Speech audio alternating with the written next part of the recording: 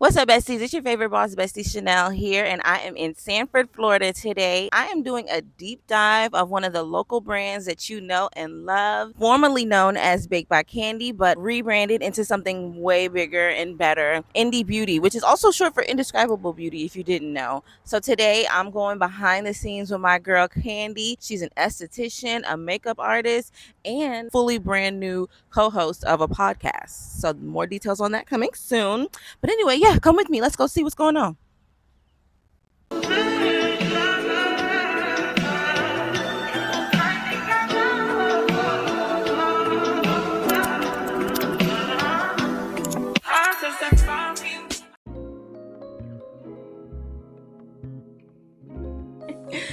Hey besties, I'm here with my girl Kandy. We are going behind the beauty today to learn everything about Indie Beauty and how it came about and everything else. So I'm gonna introduce my girl. I'm Kendira. I go by Kandy. I am the CEO. I don't even say CEO. Jesus. You are? But I am the owner of Indie Beauty, Indescribable Beauty. I am located in Sanford, Florida. I've been doing makeup for 10 plus years, and I've been doing facials for 5 years. So Wow. I just hit year 5 of the business in total. Oh, that's exciting. So you started it during COVID. Yeah. Because all we had was time. Yeah, well, and I was that's like, true. and in my head, I was like, I'm not going back. Yeah. I need to figure this out. Yeah, and you know what? A lot of people did that, and I wish that I had went more into doing that during COVID because unfortunately I used my time to just sit down. I was like, you know what? I'm never gonna have this chance to just not do nothing ever again. So that's what I'm gonna do. I get it. But now in retrospect, I'm like, I probably should have. I should have did a PPP loan. Like I should have did all that. Question for you. What is the reason why? Because you were previously known as Baked by Kandy. Yes. Yeah, for a while. Yes. So what was the reason for switching it? I rebranded this year. It was shortly after I gave my life to Jesus. Okay. And I kind of just honestly, once I started following him and I heard the leave everything behind and start new, I thought the business was going to be done because I put so much of my effort and made Baked by Kandy such an idol that God was like, you trust in that more you trust in me. Okay. So I was like, oh, I guess I gotta shut this down. And then he was like, no, it's just mine. I've taken it over now. So that's why I changed the name. The name Indescribable Beauty stands for Kendira. So Kendira means indescribable. Really? So yeah. So I was like, okay. Because I was like, Kandy, Baked by Kandy. He was like, that's the name that you gave you. Okay. Your name is Kendira. I was like, okay, but I always hated my name. we went to school together. I never knew it was Kendira. There's a lot of people. I was 10 years old. Yeah. Just started to learn what it's like to have faith and business together. Okay. Like how to manage your business the way God looks at business. Yeah. It's been a battle, but it's so much peace in it at the same time. I can imagine. I love that for you. It's working for you, honestly. I feel like this, not to say that wasn't your vibe, but I feel like this is your vibe. Like it just very much gives you, for sure. I had to definitely unlearn who I thought I was supposed to be to see what I was actually supposed to be. Yeah. So what was the moment that you realized that your brand and what you're doing was bigger than just being people's faces and putting on makeup? Like when did you realize that this was actually what you wanted to do in your purpose? I would say that when I started working at Sephora, that kind of gave me more of a deeper insight of like skincare, and I got really good at skincare to the point where like skin is flawless. Yeah. By the way. I think one of the managers was like, "You're selling more skincare than makeup. Like, what's going on?" And a friend was like, "You should go to esthetician school." And I just thought that I was going just to learn how to, make people's skin look okay for their makeup. I just only wanted to be a makeup artist, but that it fell into some other plans because I fell in love. God was already guiding you. You just didn't even know it. Fell in love with facials, and that's when I knew, like, okay, this can be a thing. We can join this together, and it worked because I already had such a good clientele with facial. Right. I mean, with makeup, so it was easy to just be like, oh, I can do your skin too. Okay, so I know you said you're going into year 5 with the business now. So what do you think is one of your biggest challenges, or maybe like a good lesson that you've learned along the way? Letting go of control. I think, especially this year. Okay. Yeah. Letting go of control to know that you are doing your best and your best is good enough. It's okay to take that day off. It's okay to spend time with your family. Ooh, yes. Like, it's okay. Like, God will provide. You don't have to have your hand in absolutely everything. Mhm. And I'm learning that now. I needed to hear that for one. Okay. I'm learning how to like rest and like work from that rest. Honestly, you can't be working all the time. We get sleep when we dead. What? I don't like that saying. That's wild. My cousin used to say that, and like I would hear it years ago and be like, oh, okay. Yeah. But now I'm just like, but I want to sleep now. Like when I'm Yeah. tired, I want to go to sleep. I don't want to work myself to death. Exactly. And then there's going to be some seasons that you are a little bit more like, it's the holiday season right now. So I feel myself revving up, but it made me enjoy the summer a little bit more because that is my slower season. So it's like I had like my season to like really rest and get filled up. So now I'm ready for the holiday. Because I actually just heard, I think it was Kevin Gates that said it. Like, I'm sure he's not the first person to say it, but it was a clip that I was watching and he was saying, when you change your perspective.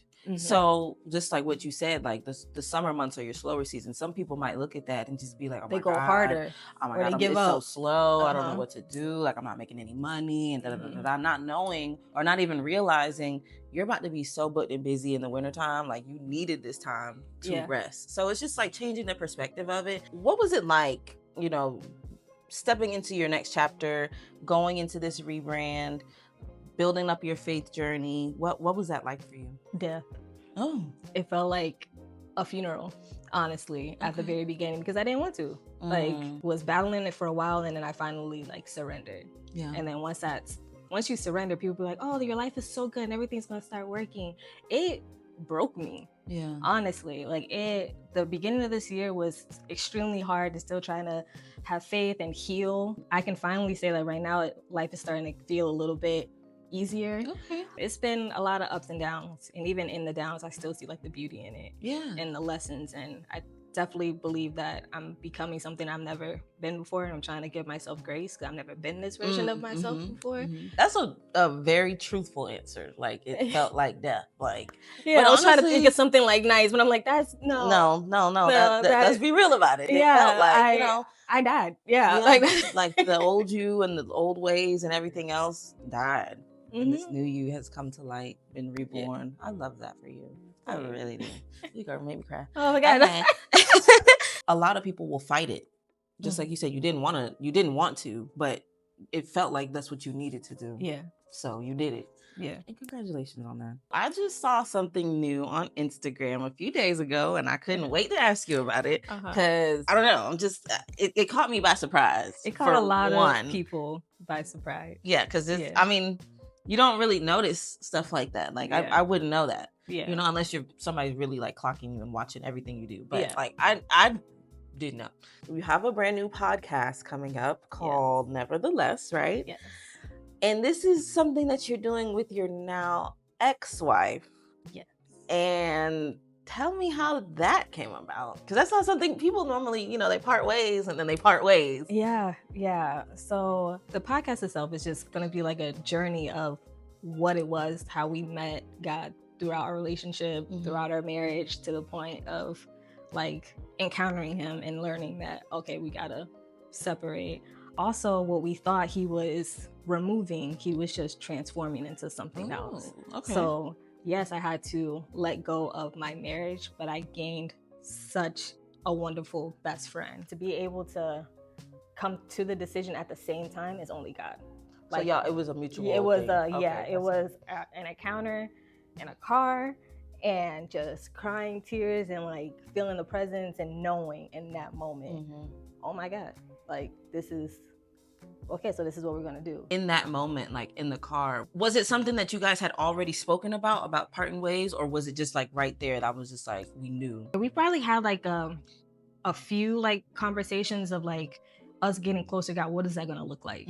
Like, what if that changes things? What if that changes whatever? And it's just like, we're not going in it thinking that it's gonna change anything besides like us. Like we're just trying to figure out who God is. Yeah. Because I was very timid on going to church off the idea of what if he says that we whatever, like just because the fear of everything. Relationship. And I'm like, I love my marriage. I love my relationship. I never felt convicted about it. I never felt like I was doing something that I shouldn't have been doing.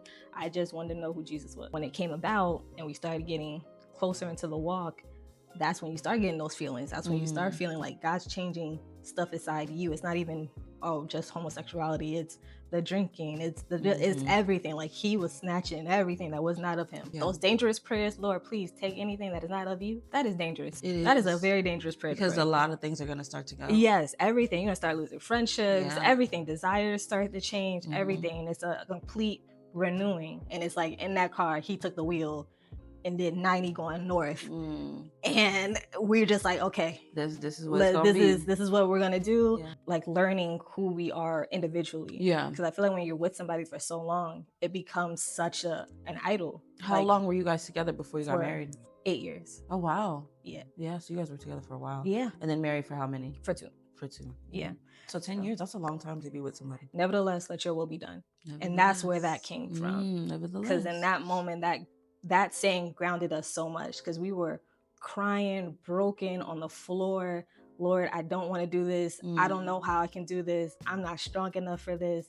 And it made us think like how Jesus was when he was about to go on the cross, how he was crying out to his Father, he doesn't want to do this. But then in the midst of all the tears and stuff, he says, but nevertheless, not my will, but yours be done. Okay. And that's what anchored us. That is so strong, because a lot of people would not be able to do that. But like you said, people will stay together just for the fact of, oh, we're married, I don't want to divorce, we do this, and then they end up resenting each other or hating each other. And it's like, well, what's the purpose of the relationship at that point, you know? Yeah. And I see that so much with a lot of, I would say like our older generation. Yeah. They stay together because they just think that they are supposed to stay together. Yeah. Which, I mean, marriage, you're supposed to stay together, yes. But if, you know, you're not going to like each other, what is the point of being married? If your foundation isn't built on God, then what is it? It's not going to be. Yeah. It's not going to be stable. At all. And it's going to be something that you're going to have to sustain yourself. And that's what we were realizing, that like our foundation